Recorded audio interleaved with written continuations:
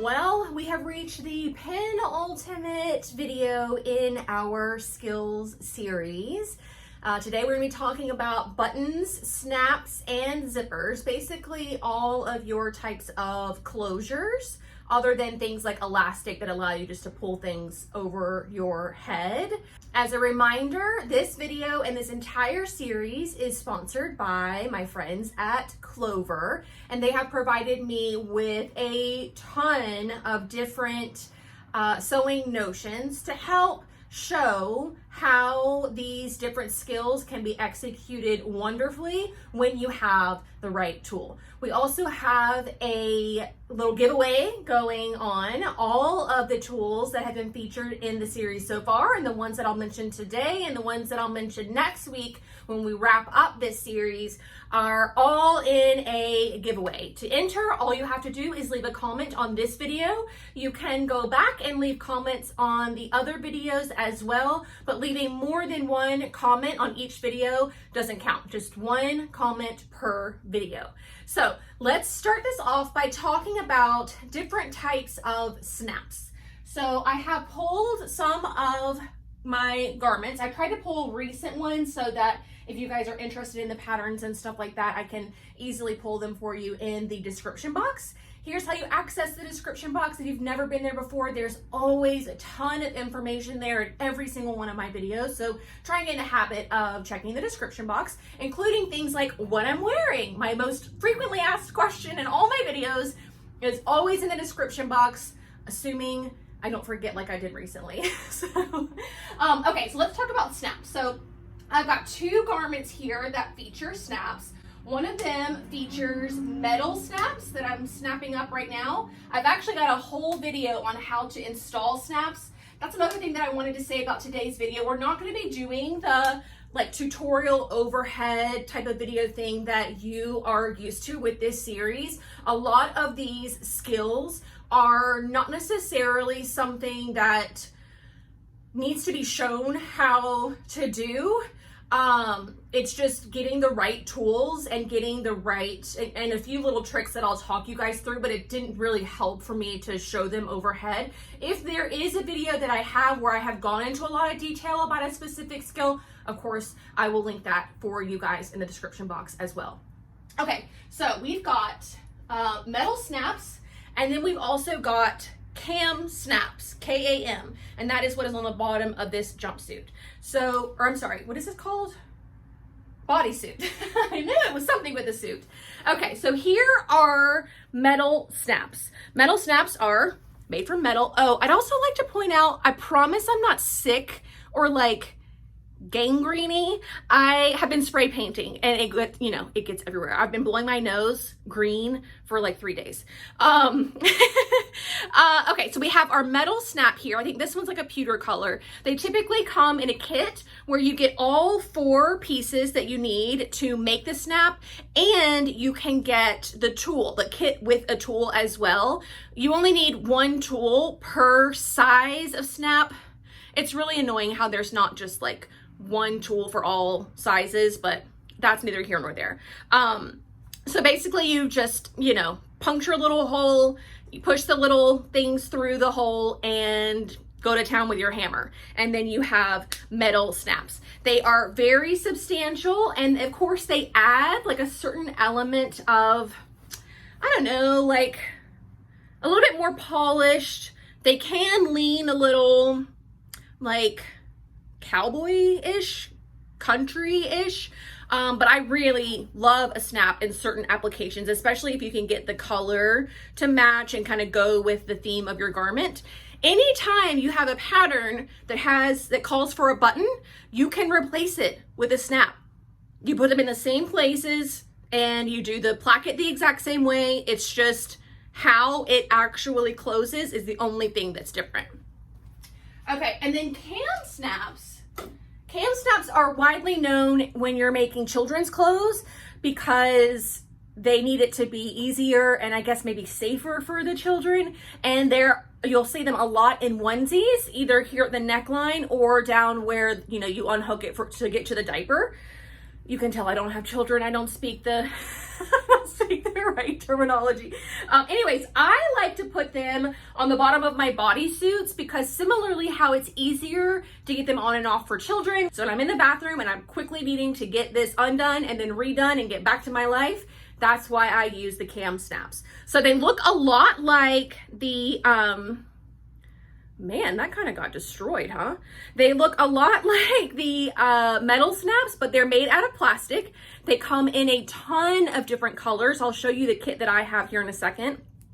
And then on the inside, you kind of have like a male and female situation, and they snap together really easily with a little pop and then undo themselves as well with a really loud snap. Very satisfying. So again, I love KAM Snaps for the bottom of jumpsuits or anywhere that you need to snap and unsnap really easily. This pattern called for those little metal snaps that you have to sew on by hand. I hate sewing things on by hand. I'm just not very good at it, no matter how much I practice. And B, I find those to be very finicky. They're very small, and when you're trying to reach around from the front and the bottom and do all of this, it's hard to get them to line up right. So I find it to be difficult to operate those, especially in a crotch. Other areas may be a little bit different, but I also used KAM Snaps on my, remember that little like pajama romper that I made that was black and white, kind of tribal looking? I don't think I've done a Make It Monday on it yet, but I did show it to you guys in my one of my makes videos earlier this year. And the shoulder seam, I needed to find a way to get in and out of that. And so for the shoulder seam, I used KAM Snaps. So this is the kit that I have for my KAM Snaps. I got on Amazon. All the products I mentioned today will be linked in the description box, but you get all of these colors. So you really can find a snap to match whatever it is you're making. Okay, and so that is snaps. Now let's talk about buttons. So who remembers this little number? I love this dress so much. To make buttons on your sewing machine, you will need a buttonhole foot. It looks like this. You put the button in the back and then tighten this down, and that's how the machine knows how big or small to make your buttonhole opening. And then my machine has like, I don't know, 5 or so different types of buttonholes that you can use depending on your garment. Like in a waistband, your buttonhole will have like a little circle on the end, and in a dress, you might just have one that's just like a rectangle. So you'll need a buttonhole foot to make buttons on your sewing machine.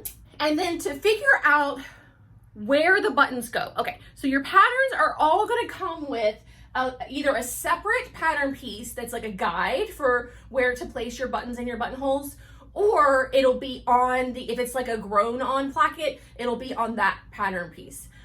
Most of the time, I ignore that. I don't use that at all because that is based off of some arbitrary type of calculation as to where the buttons should go. For me, it is very important in a dress that has a waistband or like a waist seam that there is a button right above that waist seam. Nobody wants to sit down and have that gape open. Similarly, if it is tight across the bust, you want to have a button right at your bust mark, because when you're standing up, you don't want that spread open. That looks sloppy and it makes it look ill-fitting. Even if it may be the right width, if it bursts open, it's just very unattractive. So I have one of these guys. I don't even know what this is called. I think I got it on Amazon, but you can see it stretches really long and contracts also.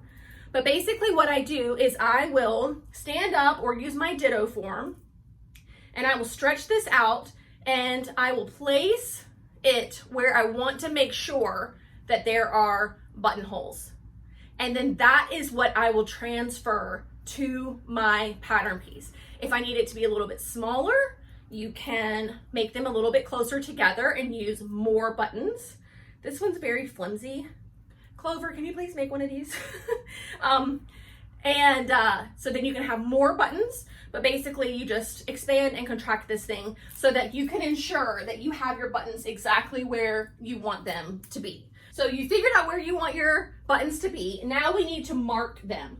So I love to use, and I've already talked about this Clover product in one of the earlier videos. I think it was the one on pleats. Anytime I have to mark on the right side of the fabric, which I really try and avoid at all costs, but with buttons, you have to mark on the right side. I love this erasable pen. One end is a marker that, marks, and then this end erases whatever liquid this is. So they counteract each other. So you can mark on there, make your button hole, and then erase whatever is left. There's not a lot left because there's like a lot of thread at the buttonhole, and then the button covers some of the markings from where the button actually goes. But if there's anything left over, you can erase it with this really, really quickly. You can also use the tracing paper and the tracing wheel that I talked about in the first video in this series for the pleats, darts. It's just a little less accurate. Your button holes are going to look like an I, a capital letter I, and those lines are really small, so it's hard to be super accurate with this, which is why I like the pen better. But you can, in a pinch, use this for sure. Okay, so now you've got your button placement, you've got your button lines all marked, you've got your buttonhole foot in your machine. You're going to go sew your buttonholes, and then once you've got those, now you need to cut those open. So Clover has a buttonhole cutter, and it is exactly what it sounds like. It comes with this little protective shield, which is nice because it is a very, very sharp, fine blade. And basically what you do is you will place your fabric where there are buttonholes sewn on some kind of like scrap piece of wood. You can do it on your self-healing mats, but it's gonna go in pretty deep, like more so than a rotary cutter would. So just find something that you don't really mind getting a bunch of different scars in it. And then you lay this inside your buttonhole, inside the threads of your buttonhole, and you press down, and it literally slices through the layers of fabric and interfacing that you have in your button band. Super, super accurate. You'll see a lot of people using seam rippers or even scissors, but if you cut through any of those threads at the top and bottom, your whole buttonhole is gonna come undone, and then it's just a huge, huge mess to try and fix. So cut open your buttonholes with something like this.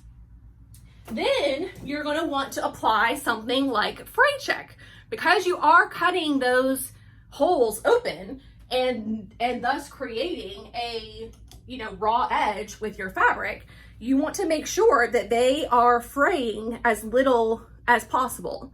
You really want those to all be sealed in and to prevent frayage. And that is what the fray check will do. Okay, so you've got your fray check on. Now is when you want to mark for your buttons. I never mark for my buttons until I've got the buttonholes, because if for some reason my buttonhole is off by a little bit, and then I put that button where the buttonhole was supposed to be, they're not gonna match up, and you're gonna get like a gaping, where it's kind of like, this is exaggerated, but you know how it can gape like this when they're not perfectly in line. That's what you don't want. So I will wait and put my buttons on, mark for my buttons after my buttonholes are already on. And literally I just take the marker and I lay this out perfectly flat, and I just go inside the hole like so, and then it'll make a mark on the right side of the other side of the garment. And that is where I put on my button. Okay, that is buttons. Okay, so let's move on to zippers. So in my experience with garment sewing, there are two kinds of zippers. You have a lapped zipper and you have an invisible zipper. And I'm going to show you both of them, and I'm going to talk you through some of my special tips for getting, really great looking zippers. A lapped zipper looks like this. It is where you use a regular zipper, And a little piece of the fabric on each side folds over, and that is what conceals the zipper all the way down. This particular zipper is on the side of the fabric. You can have zippers anywhere. You can have them on the center front, center back, obviously, or on the side. And on the inside, you can see what that construction looks like. Glad I used a white thread so you guys can see it really easily. So you can see what that looks like. So some things about this particular zipper that I really love is that it is closed at the top and the bottom. I feel like that is really beautiful.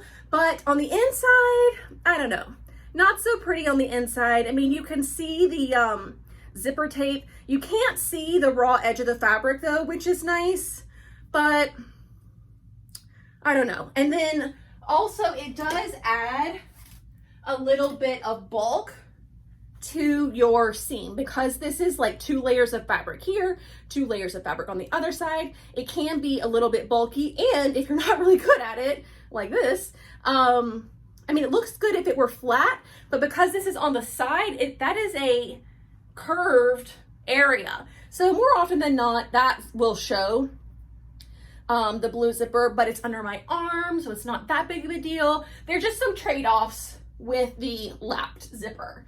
I would say that I think that the lap zipper is probably, some of you might say it's easier to sew. I don't necessarily think so, but I've also done a ton of invisible zippers. So I've had a lot of practice.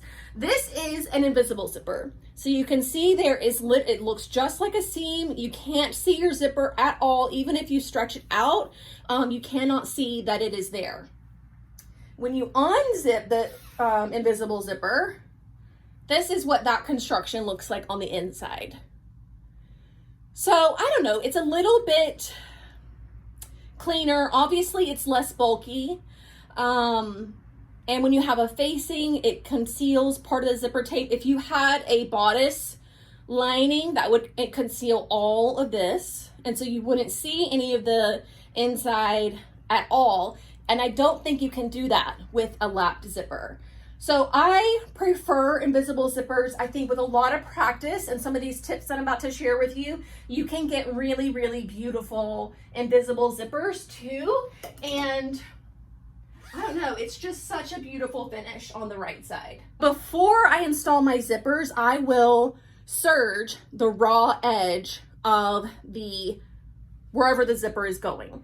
So just serge them all before you put your zipper in. Just serge all the way down. Step 1 with invisible zippers is to place your zipper tape on your fabric right sides together, right? And then you take an invisible zipper foot, which looks like this. It has like a little hole where your needle goes through. And these little tracks here are where the zipper teeth go. So this allows it to get super close to the zipper teeth. So you sew one edge of your invisible zipper to one edge of your fabric. You flip the zipper over a couple of times, and now you need to sew it to the other side. And this is where I think a lot of people find it to be really tricky, because if you don't do that accurately, your waist seam like this, or if you have like a yoke or anything else, if those don't match up, then it can look really sloppy and also create wrinkles and pulls and stuff like that in the fabric. So my trick for that is to use something called fusible web. Clover has 2 of them. They come in a 5mm and a 10mm size.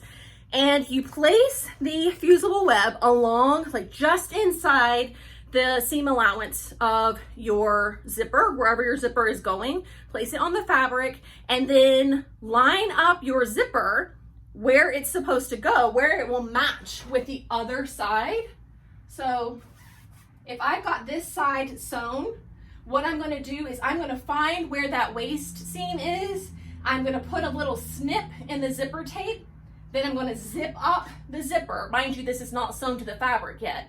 And then I'll go across the zipper tape, put another little snip, and then that is where I place the zipper tape on this side. You can actually see my little snips that I put in the zipper tape so that I know that is where it goes along the waistline. And then I will lay down the fusible web. I will fuse it down to the fabric, pull up the paper that's protecting it, lay down the zipper where it's supposed to go with that little snip on the waist seam or whatever I'm using to like match them up. If I have something like a gingham fabric or something like that and I want to match up stripes, I will put snips on every single stripe just to make sure I get it just right.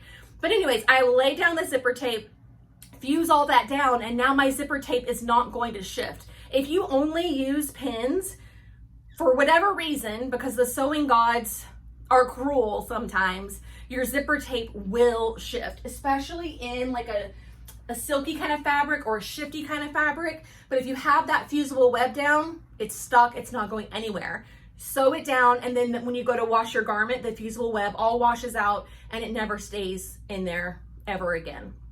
So the fusible web is a great trick. But once you get your zipper in, then you're gonna have an area about, I don't know, an inch or so where it's not sewn.